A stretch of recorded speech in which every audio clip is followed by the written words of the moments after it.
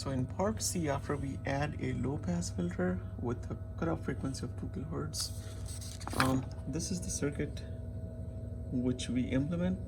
How do we implement that? Here we go. So this part stays the same as before. So we have our diode. Diode is getting a feed from the AC input, which is our function generator. Through the diode, the jumper takes it to the capacitor. Capacitor and resistor are connected in the parallel. That's the ground wire which takes it back up here, and this ground takes it back to the ground of the AC input source, which is our function generator. That's this part of the circuit, the R and the C. It's 22K, that's 10 nanofarad. Both are connected. Now, this part of the circuit, that's my 356 hiding in the between, in the center. As usual, that's my plus 15, that's my minus 15. Coming out of here, I have those flipped. Okay, there's the ground lug here. That's plus 15.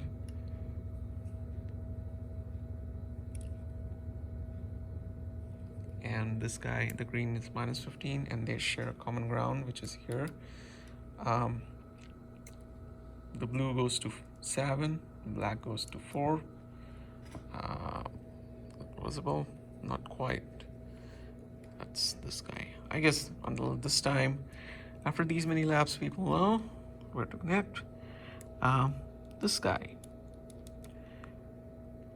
This guy is the output of this leaky detector. So the output of this detector goes to the non-inverting input, and non-inverting input is number 3. So the output coming out of the resistor or the capacitor, whichever node is convenient for you, these are common. They're connected in parallel, and that red wire takes it to the non-inverting input of LF356. The number 6 terminal, that's the output of the op-amp. That goes to the resistor. And the resistor goes into the capacitor. It's a capacitor, and the capacitor is grounded. And the output is coming out of this junction of resistor and the capacitor, okay? So that's my resistor, that's the capacitor, and that's the junction where I have connected my oscilloscope, okay? That pretty much summarizes the circuit. There's another part, which is the inverting input shorted to ground. Shorted to the output. That's this orange jumper, 2 to 6. I ran out of yellow, so I'm gonna have to use orange. So 2 to 6, that's just a jumper from 6 to the resistor. It's my common ground, this is my output, and this is what it looks like. I have the modulated signal turned on, the source is on. This is just a measurement for my VDC. I'm also using it to filter out any noise which comes out of this guy, because 356 doesn't like any noise. What you can also do is use those capacitors, which you can connect to the ground, plus and minus. I have just connected the multimeter cable that also filters out the noise. Anyways, let's go up here and see the output. We have the same, that's the source, that's the output, and that's the FFT. If I just stop it, turn off these two, and look at this guy, what do we see? I'm gonna do math. I'm gonna go to more FFT auto setup. Okay, the whole thing went away. I'm gonna go here, span.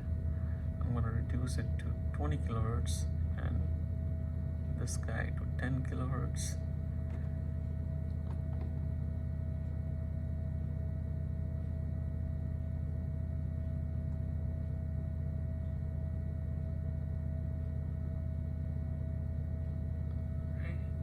Now my FFT outputs are more manageable. What we want to do is move move our cursor, cursor x1 to x1, and that is my 1 kilohertz, and here is another one at 10 kilohertz. Okay, and this is what this waveform looks like. This is my 1 kilohertz, this is my 10 kilohertz. These are 2, 3, that's 9, 11. This is what we were supposed to observe after filtering out the waveform which we want to see. This is our output, this is our input. We turn this back on. This is our output. This is our output, this is our input.